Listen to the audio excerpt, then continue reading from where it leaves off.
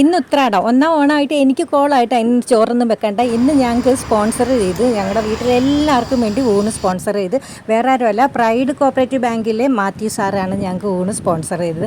അപ്പോൾ നവനീതും നമ്മുടെ ഗൗരിയും കൂടെ ഓടിപ്പോയി വാങ്ങിച്ചുകൊണ്ട് ഇങ്ങനെ വന്നു കേട്ടോ.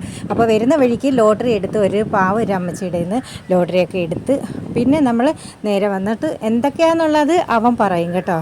നമ്മുടെ നവനീതാണ് ഐറ്റങ്ങൾ പറയുന്നത്. അവൻ പറഞ്ഞ് വള്ളസദ്യക്ക് വിളമ്പുന്നത് ഇങ്ങനെയാണ്, ഞാൻ പറഞ്ഞോളാം.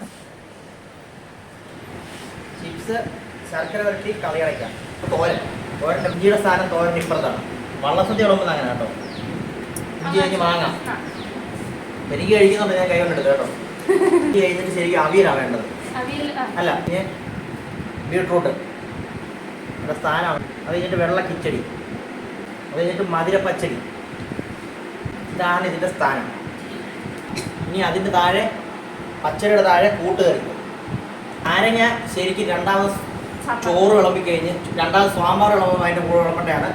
നമുക്ക് വിളമ്പ് വേറെ ആരും ഇല്ലാത്തതുകൊണ്ട് നമ്മൾ നാരങ്ങ അവിയലിൻ്റെ താഴെ വിളമ്പും. അതിനുശേഷം നമ്മൾ ചോറ് പൊട്ടിച്ചേ പഴമുണ്ട് കേട്ടോ.